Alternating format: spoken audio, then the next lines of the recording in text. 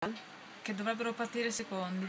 Benissimo, bene. Mia madre è riuscita per la prima volta e con poche spiegazioni a far partire il modo filming dell'iPhone, il che è già un enorme traguardo. Fa caldo e ho ottenuto la rivendita da FL Dex, che adesso passiamo a vedere insieme. Intanto vi ricordo che ci sono i meeting serali questo giovedì e il prossimo giovedì invece c'è il contest dalle 8 in avanti. Noi siamo qui con il park eccetera eccetera, quindi se volete venire venite, se non volete venire venite lo stesso.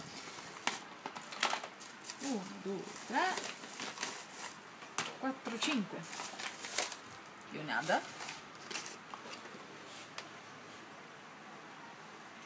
Veri belle.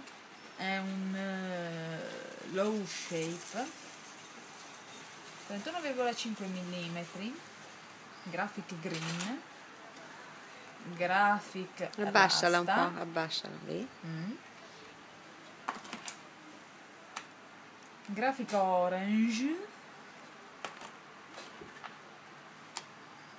blank,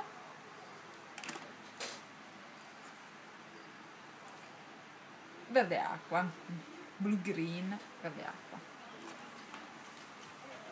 Questo è un 31, 30, 31, 31 e mezzo, 32. Cioè abbiamo praticamente un po' tutte le misure di queste Dex. Molto molto carine, mi piace anche la grafica dietro. Niente, ringrazio Lorenzo. Dunque le Dex vengono 20 euro. Dicevo, ringrazio Lorenzo.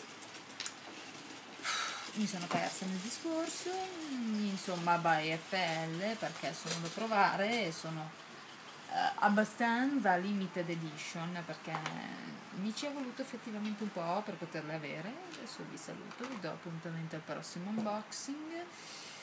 Ciao da FL, Valentina, il cestino pieno e quant'altro. Bye bye!